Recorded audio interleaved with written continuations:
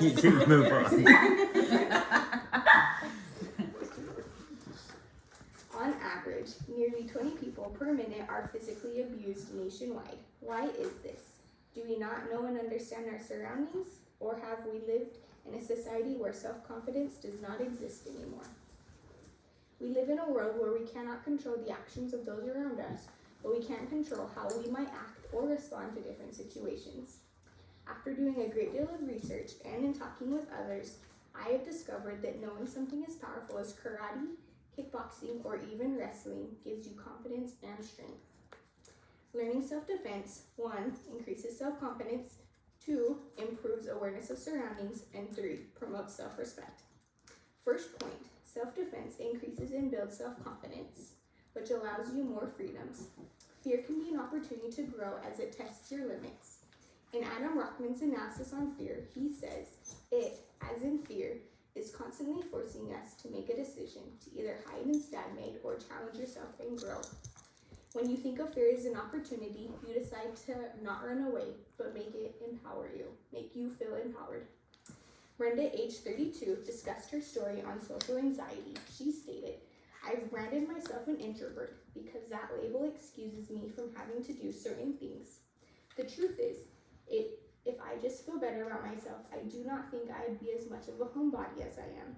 I want to go out there and meet people. We need to stop listening to our inner critic. It is lying to us. When we realize how negative we are, we start replacing these criticisms in a loving way with self-compassion. Building self-confidence also empowers us to move out of our comfort zone because we are more willing to take smart risks and believe that change is truly possible. Accept that there will always be uncertainty in our lives. In any way or event, uncertainty will be creeping in cracks and crevices. No matter what happens, we will learn to manage though. Be the change that we want to see. Change requires effort and may put us in positions that we are not used to. The easier path is to do nothing. However, this absence of action might keep us stuck. Remember, you are not alone. There are so many people around you and so many resources to use. Learn to find and use them.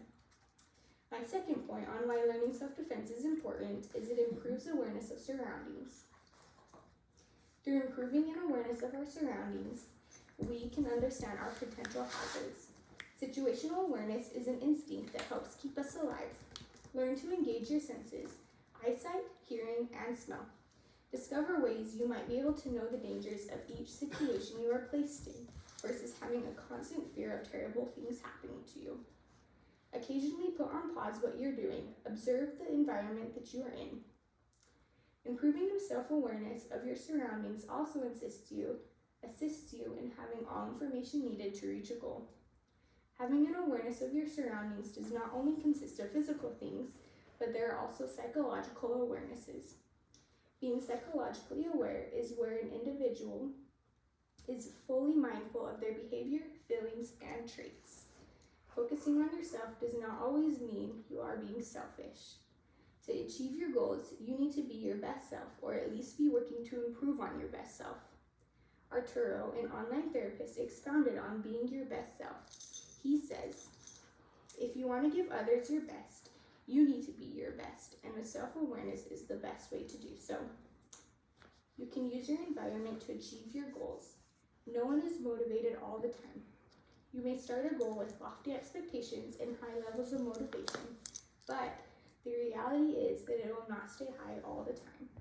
Set up an environment that will assist you or encourage you in reaching your goal. Your environment also includes your social environment. Who do you associate with on a constant basis? Do these people support you in your goals, or do they discourage you or encourage you? Self-confidence is important because it also promotes self-respect, and having self-respect improves your mood. In one study, university students went to labs where they were given a small amount of money and told to buy a bag of treats for either themselves or for one child at a local hospital. Those who bought treats for others reported high levels of well-being than those who bought for themselves. When you learn to respect yourself, you can realize who you are and what you stand for. In turning to others and in helping them, that can also improve your mood and well-being. Having self-respect also serves as a guide in learning to be more open and in receiving feedback. Julia Thomas, a full-time practicing content writer for online publications, wrote, "Sometimes we are even able to see that the things that we've been doing and going about for such a long time is not serving us in the best way. We can try something new though. Improving our lifestyle and habits is something that we can forever edit and perfect. You will constantly change because of your life experiences, and so will your needs change. Establish ways that we can become more open-minded and have a more willingness to consider new and different perspectives." Julia Thomas also proclaims, "When we respect ourselves, we will no longer be willing to accept hurtful ways that others treat us, and we will feel like we deserve to take loving care of ourselves. To love and respect another person fully and without condition is necessary for us to have full self-respect. Esteem or respect is feelings about your sense of worth as a person. Not all feedback will be good, but that's okay. Learning to be the person that is not affected by others' negative opinions, you should understand your self-worth." Victor Chang, ranked in the top 10% of consultants worldwide, stated, "If somebody says you could work on being more concise at the end of your PowerPoint, we emotionally experience that as feedback as I'm defective, or I'm worthless, or I'm less than other people around me. Be someone that compares yourself to your own values and personal code of conduct, instead of comparing yourself to others. In conclusion, through this new gained knowledge, we can better understand how to have a more fulfilled life. Learning self-defense increases confidence, improves self-awareness and surroundings, and promotes self-respect. It is a critical skill that everybody should know and have, whether you're a female, male, or child. The most essential human need beyond the need for air, water, shelter, and food is to be safe. Learning self-defense achieves just that, along with promoting self-respect and increasing confidence. As we've learned, self-defense is not always about self-defense, so why would you not want to start learning self-defense today?"